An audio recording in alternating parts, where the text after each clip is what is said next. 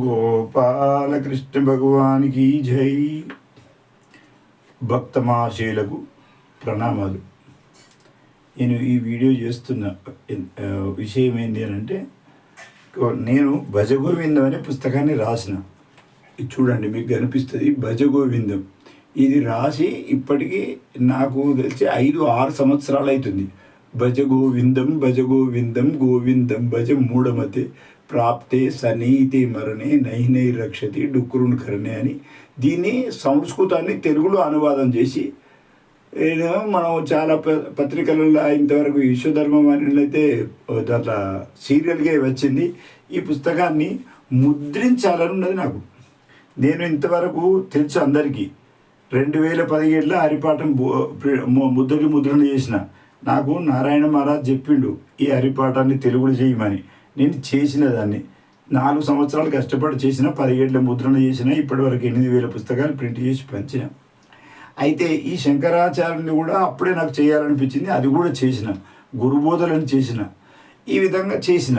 అయితే ఇప్పుడు విషయం ఏంటంటే, సబ్జెక్టు మీకు చెప్పేది నేను ప్రభుత్వాన్ని కూడా అడిగిన, పోయి ఒకసారి కలెక్టర్ని అడిగిన, ఈ అయ్యా మీరు దీనికి సాయం చేయండి అని. లేదు మినిస్టర్ అంటే మేము చేస్తామన్నారు. పోనీ అని మినిస్టర్ దగ్గరికి పోయినా. మినిస్టర్ కూడా అడిగిన, అయ్యా మినిస్టర్ గారు, ఈ జ్ఞానేశ్వర మహారాజు హరిపాఠం ఉంది, శంకరాచార్యని భజగోవిందం ఉన్నది, మీరు ఈ పుస్తకాలు ప్రింట్ చేసి ఇస్తే, నేను జనానికి వంచిస్తే వాళ్ళు చదువుకుంటారు, మంచిగా అవుతారు అని ఇట్లా చెప్పిన. అయితే ఆయన ఏమన్నాడంటే, ఆ మినిస్టర్ పేరు చెప్పిన, ఇప్పుడు అనే మినిస్టర్ కూడా లేడు. అయితే ఇది జరిగిన అనుభవం చెప్తున్నా మీకు. నాకు చెప్పేది లేదు ఆ ఉద్దేశం కూడా, ఆ భగవంతుడికి అంత సమర్పణ చేసిన నేను. కానీ జరిగిన విషయం మీకు చెప్తున్నా.